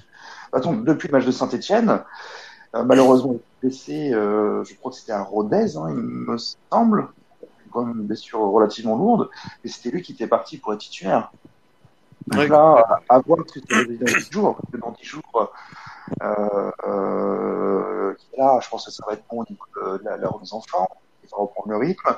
Alioui devrait revenir. Donc, voilà, qu'est-ce qu'il va faire? Est-ce qu'il va remettre Alioui parce que Alioui avait très bien terminé la période de décembre, novembre-décembre, ou remettre Kitala qui était titulaire finalement depuis octobre. Ouais, il y aura peut-être une recrue d'ici là. Il y aura une recrue. va avoir une recrue, Après, une faut recrue. savoir que les Havrais, C'est ils tr- sont pas c'est très spécialement très avec risqué un de mettre neuf, hein. Ali, oui. C'est très risqué de mettre Ali en pointe. T'imagines pour le moral déjà de Thierry et de Kitala, qui sont pas forcément en confiance, voir un ailier prendre leur place en pointe, Ouais, mais pas le c'est choix. compliqué là. Bah, j'ai juste apporté un point de vue tactique par rapport à ce que vous dites depuis tout à l'heure. Il faut savoir que mais depuis le début de saison, hein, même Kitala qui était titulaire, il ne tirait pas souvent. En fait, il faut savoir que les Havrais, d'un point de vue tactique offensif, ils jouent pas forcément avec un neuf. Ça fait un peu un système à la Guardiola, ou dans le sens où il y a pas de neuf, c'est que des appels en zone. Et Thierry aime bien demander des ballons un peu plus bas, donc du coup on se retrouve déjà sans neuf. Et Kitala, pareil, c'est plus un point de chute, un peu comme Olivier Giroud en Coupe du Monde 2018. Et c'est-à-dire qu'à chaque fois on se retrouve dans le but, et souvent c'est Keshta ou Richardson, comme on a pu le voir contre Bordeaux par exemple. Et c'est pour ça qu'il y a un petit décalage dans la composition de l'équipe. Et c'est pour ça également qu'on marque pas beaucoup de buts, c'est que les milieux, souvent en fin de match, ils sont carbonisés, et malheureusement, on se retrouve avec plus personne devant le but. Parce que le Thierry dézone, et ce n'est plus son rôle d'être devant. Et c'est ce qui se passe avec là, contre le Paris FC en deuxième mi-temps. Et il faut savoir que bon, après là, Kita va me faire mentir un peu plus tard, parce que Kita là, il rentre et il fait une frappe d'ailleurs qui frôle le cadre de Marconi. Mais Kitala, pareil, lui, c'est un point de chute, c'est le point d'appui, et pareil, il va souvent se retrouver dos au but, et malheureusement pas en face. Bon, je vous propose qu'on continue un petit peu, enfin qu'on termine avec nos coups de cœur, coups de gueule là sur cette rencontre du PFC, parce que le débat autour de l'attaquant et autour de Jamal, on l'a depuis un certain temps, et pas seulement dans ce numéro, hein, on l'a depuis quelques années maintenant, parce que depuis que Mateta est parti, et enfin voilà. Mateta, après enfin, Kadewere, etc. On n'a pas retrouvé de numéro 9. JC, toi qui as réussi l'exploit de ne pas prendre de bière sur les pieds avant la fin du match, quels sont ton coup de cœur et coup de gueule? Coup de cœur, Opéry. Mais de toute façon, j'aime beaucoup ce qu'il fait depuis le début de saison. Beaucoup d'actions part de son côté. Donc, non, Opéry, c'est le coup de cœur du match, mais aussi surtout de la saison. Et mon coup de gueule, ouais, mais en fait, on revient à l'occasion ratée. Ouais, je vais pas être T'as le original. droit, t'as le droit. Ouais, ouais, le petit plat du pied raté de l'ami Thierry, il a mal tiré. Voilà. Florian, comme tu es avec nous, Ouais, il aurait fallu centrer. Enfin, voilà, parce que je pense que c'est surtout un joueur de tête. Et de tête, il l'aurait mis, quoi. Donc, pas les pieds, quoi. merci JC. Florian, comme tu es avec nous. En top, le déplacement et aussi l'organisation de tous ceux qui ont pu organiser Ouais. ce déplacement, que ce soit les BH, les HACFAN, COP Océane, enfin tout cela du départ du Havre jusqu'à Paris et le retour. Franchement, c'est top de pouvoir vivre ça grâce à eux, parce que personnellement, ils seraient pas là, j'aurais pas pu faire ce déplacement. Ensuite, vous avoir vu au stade. C'était quand même bien cool. Oui, on s'était croisés Ouais, vite c'est fait clair, c'est clair. au Havre, mais là c'était sympa. Et en flop, en fait, le flop c'est plus un top à l'envers. Je suis content d'avoir vu ce match au stade, parce que comme tu l'as dit, ça passe vite quand t'es au stade, t'as l'ambiance, C'est on a vrai. pu rigoler. Mais je sais très bien que ce match-là devant la télé, je me serais sans doute endormi. Hein. C'était une purge. Le terrain était dégueulasse, le stade. Nous, on a mis un petit peu d'ambiance de notre côté, mais enfin après le Paris FC, malheureusement, on en a parlé, c'est un peu compliqué pour eux d'avoir de la lumière. Mais non, ouais, en fait, j'ai pas vraiment de flop. Le match était nul, mais pour ceux qui étaient au stade, c'était quand même une belle expérience. Clément, ton coup de gueule, ton coup de cœur, ton coup de gueule sur le Paris FC, le match du Paris FC. Je vais commencer par mon coup de gueule. Tiens, mon coup de gueule, c'est le terrain et le stade. Enfin, je comprends pas Ouais. comment ils peuvent pas avoir un stade autrement que ça. Apparemment, il y a les féminines qui jouent là, il y a le rugby qui joue là, il y a la U15 de je sais pas quoi qui joue là. Au bout d'un moment, si t'es en Ligue 2, bon, c'est d'avoir un stade correct, je sais pas, ou sinon va à Beauvais, va où tu veux, mais voilà, il y a un stade avec une pelouse correcte. Même pour eux, ça les handicape, ça, je comprends pas. Encore une fois, ça, des trucs qui m'échappent. Et bah, coup de cœur, ouais, je dirais le match de, bah, encore une fois, notre milieu de terrain, et puis au Péry, toujours aussi solide. Et puis, allez, un petit coup de cœur d'encouragement pour Mbemba, qui a plutôt moins, qui a assez bien dépanné quand même sur son couloir droit. On n'a pas trop parlé de Mbemba, mais moi, je trouvais assez intéressant. Bon, c'est pas la jam, mais c'est assez intéressant, on va dire. Ouais, il a fait son entrée. Guillaume? Mon coup de cœur, ça sera, alors ça aurait été sur Opéry, mais vous êtes nombreux à l'avoir cité. Je vais mettre mon coup de cœur sur Gauthier Lloris, sur son intervention à la 14e, ce tacle qui nous sauve clairement, je pense, d'une ouverture du score probable. Vraiment Gauthier Lloris, énorme, comme depuis le début de la saison. Gros coup de cœur sur ce match et mon coup de gueule, ça va être l'état de la pelouse et qui est probablement responsable de la blessure de la jambe, je pense, parce que il plante le pied dans le terrain et je pense que l'état de la pelouse y est quand même pour beaucoup. Donc c'est indigne d'une équipe de Ligue 2 qui est sponsorisée par Bahreïn, censé avoir du pognon, ils ont des moyens de refaire une pelouse. Enfin, je sais pas, ça me débecte. Je sais pas, pour un club comme ça qui vise la montée, en tout cas qui est depuis quelques années qui est candidat à la montée, d'avoir une pelouse et un stade dans cet état, c'est lamentable. Et CSC pour terminer? Moi, j'ai juste une question, Romain, toi qui étais au stade. Est-ce que la pelouse était arrosée pendant le match, enfin avant le match ou Les supporters ont été arrosés, mais la pelouse, je suis pas sûr. c'est un peu compliqué. Ouais, donc Non, je sais pas, sincèrement, j'ai pas. Enfin, non, en plus, on est rentré tard. On est rentré tard dans le stade. Ils Ouais. étaient déjà à l'échauffement, en fait. Ils étaient déjà à Nous, l'échauffement. on est rentré vers 20h30, 40 Ouais, et on est il rentré y avait trop déjà tard. pas mal de pluie. Donc, à mon avis, ils ont pas du trop arrosé. Ouais, puis la François a peut-être la réponse par rapport à l'arrosage. Je sais pas s'il peut nous François, il est plus éventuellement. en intervenant. Il est en auditeur éventuellement.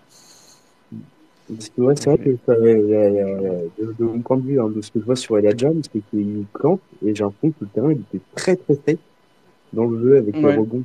Mais enfin, bref. Mais pour en revenir à mon coup de cœur, donc je vais être original et je vais dire Arthur Desmas dans le sens où c'était vraiment je pense que c'était son match référence de cette année, dans le sens où c'est la première fois qu'il a autant d'actions, enfin autant de choses à faire. Et il les a très très bien fait. Donc Arthur Desmas en coup de cœur. Et en coup de gueule, je vais mettre Confetti, enfin Aloïs Confé, qui a été qui a fait une entrée mais complètement ratée. Et je me demande qu'est-ce qu'il fait dans le fictif. Oh C'est là là, vrai. qu'on fait. C'est vrai. François, t'es avec nous? François, on entend la télé PSG de qui, là? D'ailleurs, le PSG qui mène 3-1. Magnifique. Qui mène Le Lens 3-1. qui mène 3-1, Donc, excusez-moi. Mais Lens qui mène 3-1, c'est vrai? Ouais. Oh, c'est bon, ça. Chic.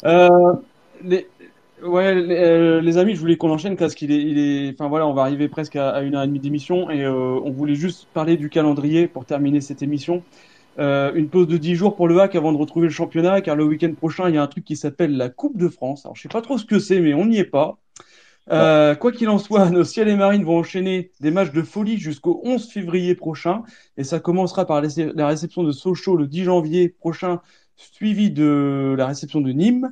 On ira à Amiens. On rejoue Bordeaux le 31 janvier. On rejoue le PFC le 3 février, et ça reste à définir si c'est décalé, etc. Et on rejoue Sochaux le 11 février. Donc c'est quand même un calendrier un peu fou qui nous attend. On a joué 8 équipes sur 9 du top 10 déjà. Et donc avec les résultats que je vais vous donner, donc Bordeaux c'est une victoire, Sochaux pas encore joué, c'est le prochain match. Amiens un nul, Grenoble un nul, Metz victoire, Caen victoire, QRM victoire, Valenciennes défaite, mais c'est la seule défaite et qui remonte au mois d'août. Et le PFC match nul. On a pris 15 points sur 24 possibles contre le top 10. Qu'on s'apprête à rejouer grandement durant ce mois de janvier et ce début février. Je vous rappelle aussi les stats folles que le HAC empile en ce moment. Deuxième meilleure attaque puisque Sochaux nous est repassé devant depuis le week-end dernier. Meilleure défense en avance de 2 buts sur le Ajaccio de la saison passée qu'on qualifiait de forteresse imprenable. Nous sommes en avance de 2 buts par rapport à eux. On est en avance d'1 point au classement sur le HAC dans sa version 2007-2008. On est en avance de 3 points au classement sur le Toulouse de la saison passée qu'on qualifiait, lui, de rouleau compresseur. Messieurs, une seule question. Où serons-nous le 11 février prochain? Où sera le HAC? Nous, on sera peut-être au stade, mais le HAC, où il sera le HAC? Florian, tiens. Waouh. Alors là, tu me mets. En fait, il faudra voir les 4 prochains matchs que je crois que j'avais notés. Alors évidemment, on peut voir après, mais on va faire Sochaux, Amiens qui est 4e, je crois. Il y a Nîmes, 18e, et ensuite Bordeaux. Si je dis pas de bêtises, un truc comme ça. Ouais. Je pense que déjà, si tu bats, alors là c'est hypothétique, hein, mais si tu bats Amiens, Sochaux et Bordeaux, je vais pas dire que t'as fait un grand pas, mais tu mets quand même une sacrée distance sur le troisième, le deuxième, troisième et quatrième. Comme a dit Gilles, et je lui rends hommage sur cette phrase, le plus important, c'est à chaque journée d'essayer de coller 1 point ou 2 points ou 3 points à la troisième place. Sur la deuxième place, bon, évidemment, si t'as un titre de champion de Ligue 2, c'est bien, mais on va pas bouder si on finit deuxième en fin de saison. Donc le plus important, c'est de vraiment reculer le troisième le plus loin possible. Et en fait, ça commencera directement le 10 janvier. Si le 10 janvier, tu prends 3 points de plus, c'est encore un match à 6 points, comme l'a dit Foot Multi tout à l'heure. Donc, ouais, je sais pas quand est le match contre Bordeaux, mais je pense que c'est à ce moment-là qu'il faudra voir. Parce que si par malheur, on perd à Sochaux au match retour, ça annulera, on aura pris 3 points à la maison, on aura perdu 3 points là-bas. Ça se trouve, on peut même gratter 1 point là-bas. Donc, le plus important, c'est les 2 prochains matchs là, le Amiens et puis Sochaux, et après pas faire la bêtise qu'on a souvent fait par le passé de perdre chez un relégué. Donc va falloir être sérieux. Alors après, si tu me demandes un prono maintenant, avec Non. toutes les infos que t'as données, moi je ne vois que une première ou une deuxième place. Voilà. J'y sais, on disait que le match de Bordeaux de lundi dernier était un tournant de la saison. Alors j'ai envie de dire c'est peut-être un premier tournant parce que là on voit de ce qui nous attend, ce qu'on a devant nous. Il y en a des tournants là-dedans. C'est ça. Donc du coup, finalement, c'est vrai que je me regardais un calendrier. Ça va pas être simple. Ça va pas être simple parce que là, on va jouer 2 fois à domicile, donc on sait c'est toujours compliqué de jouer 2 fois à domicile et de faire 2 victoires d'affilée. D'autant plus qu'on va jouer avec, je crois, avec 3-4 jours d'écart entre les 2 matchs. Donc il y aura même pas une semaine complète. Après, on rejoue 2 fois à l'extérieur. Ouais, c'est assez étonnant quand même le calendrier. Le match de Sochaux va être très très très important. C'est un match à ne pas perdre. Et si on pouvait gagner, ça serait assez énorme parce que là, effectivement, on prendrait une sacrée avance sur le troisième qui est quand même l'objectif numéro 1. Mais après, voilà, il va falloir aussi grappiller des points à Amiens. Enfin voilà, faire ce qu'il faut. Mais c'est vrai que le match de Sochaux va être très très très très important. Vivien, tu nous vois où le 11 février? Je nous vois, je suis assez confiant, globalement. Je pense qu'il n'y a pas de raison. Moi, ce qui me faisait un petit peu peur, c'était la reprise contre Bordeaux. J'avais peur que la pause de 4-5 semaines nous mette en difficulté, nous casse dans notre dynamique positive. Mais moi, j'ai continué à voir une équipe du HAC qui continue à avoir les mêmes qualités, les mêmes défauts, hein, les mêmes qualités défensives au milieu de terrain, les mêmes défauts offensifs. Mais ça, et le renforcement attendu avec le mercato. Au niveau attaquant, je pense que ça va aussi nous aider peut-être à être un peu plus efficace, j'espère. On va voir en fonction des profils qu'on va recruter. Donc moi, je suis assez confiant. Enfin, je ne nous vois pas basculer négativement ou être en difficulté comme on a pu l'être dans le passé. Habituellement, si vous vous souvenez, arrivé au mois d'octobre, généralement, on faisait un bon début de saison et on sombrait complètement quand l'automne et l'hiver arrivaient. Là, on est toujours dans la même dynamique positive, donc je vois pas pourquoi on continuerait pas comme ça. Moi, j'ai envie d'être positif. Donc, Guillaume, j'ai cité 6 matchs, ça fait 18 points possibles sur ce mois de janvier fou et début février. D'après toi, on va en engranger combien? 19. Non, non, je vais sortir ma boule de cristal. J'en sais rien. Écoute, si on prend l'attitude de l'équipe et la dynamique actuelle, une équipe confiante qui se bat ensemble, qui crève ensemble sur le terrain, je pense qu'on en prendra plus de la moitié. Ça dépendra également de la recrue, des recrues offensives, parce que sans vrai buteur, on aura vraiment du mal, je pense, à tenir le rythme jusqu'à la fin. Et honnêtement, si on monte sans vrai buteur, ça serait vraiment un exploit. Donc, je pense qu'on aura minimum la moitié des 18, donc 9 points. Et plus si on a un buteur au mercato. C'est ce que j'allais dire, ouais, j'allais rebondir là-dessus. Il y a le facteur mercato qui va jouer aussi bien pour nous que pour nos adversaires. Ouais, totalement, totalement. Ça va être vraiment le tournant de cette saison, l'aspect mercato. Après, franchement, si on arrive à marquer entre 12 et 15 points, honnêtement, je nous vois champion, mais bon, faut essayer de les marquer, hein. Ces points-là, c'est les plus importants. Et juste pour une info mercato, hein, Foot Mercato qui a sorti un article, hein, on est sur Florent Dano qui évolue actuellement en D2 Suisse. Donc, Ah, ce que ça donne. Il évolue, je sais plus où, dans un club en D2 Suisse et le Servette de Genève et le FC Zurich est dessus. Et apparemment priorité au FC Zurich, donc on verra bien. Mais ouais, c'est vrai que si on pouvait recruter un mec qui percute de l'autre côté, du côté opposé à Casimir, ça peut être vraiment pas mal. Puis moi j'ai confiance en Kitala, donc on verra bien. SpaceX numéro 1 sur le mercato. Euh, j'ai fait entrer Romain. Alors, je sais pas sur quoi tu veux rebondir. Je t'ai fait rentrer, tu peux prendre la parole.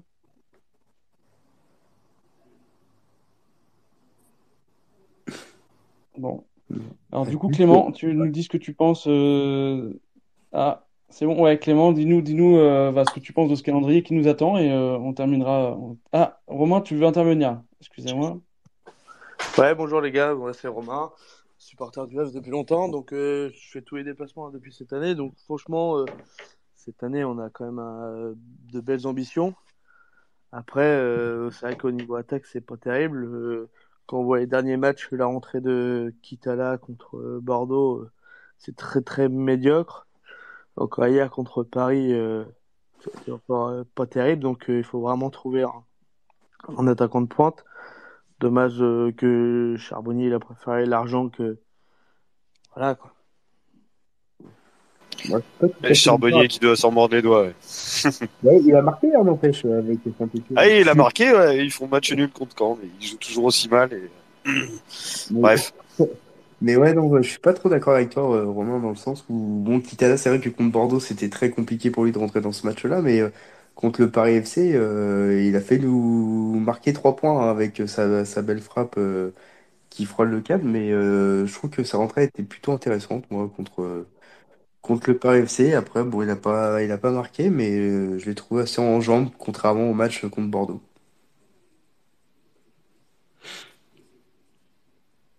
Euh, Ah ouais, c'est sûr que contre le PFC, bon, c'est pas lui qui nous loupe la plus belle occasion qu'on a eue. Sans déconner, j'étais à Charletti, moi, je sais pas comment Thierry il arrive à la mettre à côté. Il y a 10 chances qu'il la mette à côté. Enfin, c'est horrible quoi. Bon, après, j'ai envie de te dire, j'ai connu Cédric Bassea, donc maintenant, plus rien me fait peur. Donc, honnêtement, après, c'est un peu dur de juger sur une action comme ça, mais alors, j'aimerais juste Romain, on était en. ouais, j'aimerais juste Ouais. rebondir sur un truc. Déjà, salut Pierre, hein, qui est sur le Space et qui nous a dit bonne année à tous ses amis. Content d'avoir vu certaines personnes vendredi. Donc, salut Ouais, à bonne toi. année Pierre et bonne année à tous les autres qui n'étaient pas là au tout début. Qui nous ont rejoints, ouais, ouais. Tu veux rebondir encore une fois? Après, on va clôturer ce space. Alors, vas-y, je te laisse rebondir. Sur quoi tu veux rebondir? Moi, après, maintenant, j'ai plus trop Ah, de retours. je croyais, pardon. Je Non, non, croyais. du tout. C'est juste pour dire le message de Pierre. D'accord, ok, tu as bien fait. Du coup, Clément, pour terminer, il y a 6 matchs qui nous attendent là au mois de janvier. Le calendrier, on en a parlé. 18 points possibles à prendre sur ces 6 matchs, bien évidemment. Tu nous vois où le 11 février? Je sais pas. Il y a deux matchs hyper importants, c'est Sochaux et Bordeaux. Après, wait and see, comme on dit, hein, on va voir. Mais j'ai aucun doute que si on garde cette mentalité-là et puis cet état d'esprit, je pense qu'on a de bonnes chances de monter en fin de saison. Mais voilà, là, on a mis le championnat qui arrive. Et si on arrive à ne pas perdre et à gagner 2 ou 3 matchs, bah ouais, je nous vois bien, en tout cas, monter en fin de saison. Voilà. Mais franchement, se prononcer avant, c'est vraiment très compliqué. On verra bien ce que l'avenir nous réserve. Bon, ouais, merci à tous, merci de m'avoir répondu. Et puis, je vais laisser le mot de la fin à Guillaume parce que je trouve qu'il fait ça très bien. Donc, pour clôturer ce space, Guillaume, voilà, je te laisse le mot de la fin. Je fais ça aussi bien que la rentrée d'Mbemba, tu penses? C'est ça. Pour ceux qui n'ont pas la référence, on aurait écouté le space au début, que j'ai une petite comparaison Mbemba qui m'a fait. Merci à tous de nous avoir suivis. Ouais, donc pour ce premier numéro d'année, c'était un plaisir de vous avoir retrouvé, parce que mine de rien, vous nous avez manqué. Le hack nous a manqué et vous aussi. Cette Coupe du Monde a été longue, beaucoup trop longue, et puis avec la fin, c'est encore plus déprimant.